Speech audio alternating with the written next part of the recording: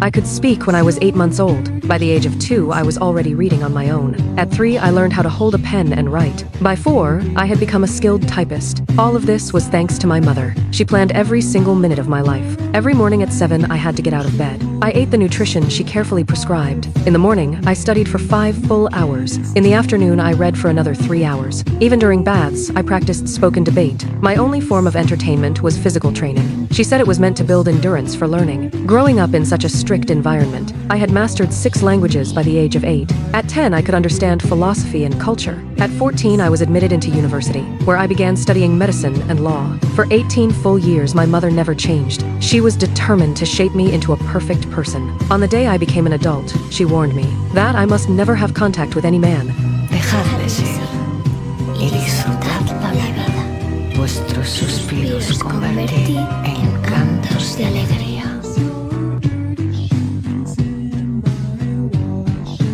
Soon after the Spanish monarchy came to an end, workers began to take control of power. I gave speeches as a gifted young woman, fighting for dignity on behalf of all women. At first, the men in the audience looked dismissive. Slowly, they were shaken by my words. At the same time, my supporters kept growing. When one speech had just ended, I urgently needed to use the restroom. But I was told there was only a men's room, and that women were not allowed to use it. I walked straight into the men's room anyway. I wanted to break this gender prejudice. I lifted the toilet lid, removed a personal hygiene item with traces of red, and placed it directly into the tank. As I was leaving, I met a male admirer.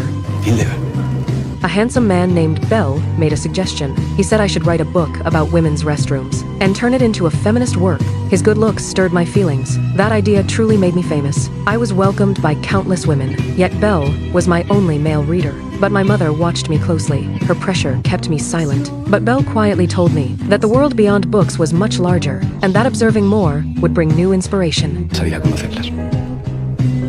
Contigo. ¿Por qué está usted en política, señor Velilla? Just as we were about to keep talking, my mother immediately interrupted us. From that day on, Bell deliberately kept his distance from me. I naturally noticed the change. I secretly asked him what was wrong. Sí, compañera. Lo tendremos en cuenta. When I returned home, I felt exhausted. I found a letter beside my bed. I recognized Bell's handwriting. My fatigue vanished instantly. He had never changed at all. From that moment on, we began a secret romance. We had no chance to meet openly, so we passed messages as we brushed past each other. I hid my letters inside cracks in the wall. Every exchange carried longing, even when I stood at the podium. I replaced my speech notes with love letters. When the crowd dispersed, he would take them away. My career kept rising, and my feelings for him grew deeper, until the day my mother walked by and heard him discussing legal abortion. She immediately sensed something, rushed home and searched through my manuscripts. The content matched what Bell had said, which proved that we were connected. Watching my mother search in a frenzy, I was overwhelmed with panic, because all the love letters were in my drawer.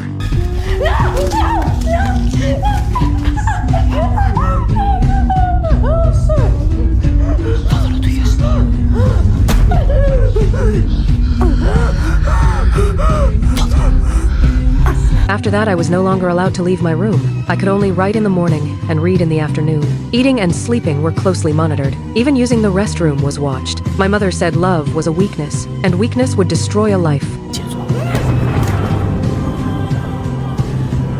One day, the nanny retrieved some mail. Among it was a letter addressed to my mother. It was an invitation to a piano recital. That evening, my mother dressed elegantly and attended. This pianist was very special. He could make her forget about me for a while.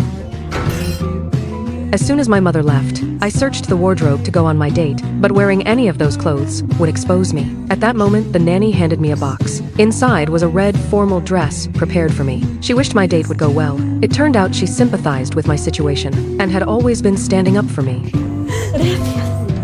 As the beautiful music filled the hall, my mother listened in deep fascination. She thought of a boy from the past. This young pianist had once been her creation, but after success, he broke free of her control and slowly faded into obscurity. She asked the man why he was still in touch, and he replied, Yo no te he invitado. No quería que me vieses así. She realized this was a diversion and immediately rushed back home. Our brief meeting ended with a deeply emotional kiss. As the bells rang, I had to return home at once. In the dark, narrow alleys, we ran in a dangerous race against time.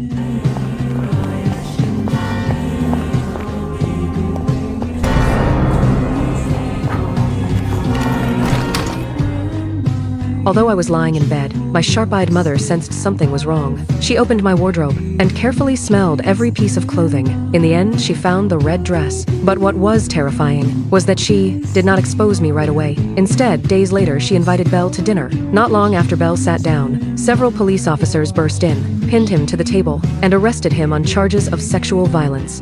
The scene before my eyes left me shaken. The next day, my mother replaced the nanny. This new nanny was much older, which only confused me more. While my mother was napping, I secretly slipped out of the house and found the previous nanny. From her, I learned the truth. Belle had been framed by my mother. Fue tu madre. Se enteró de que Antonio era el responsable de los asaltos. Le ofreció dinero y no denunciarle a cambio de vender a Belle. When I returned home, I confronted my mother directly. Either clear Belle's name, or I would take my evidence and accuse her. A partir de ahora voy a tomar mis propias decisiones. When she heard the word freedom, she froze completely, yet her sharp gaze still filled me with fear. She could not let me repeat the pianist's path. So she sat in the living room thinking for a long time, until she came up with a solution, one that would ensure I could never betray her.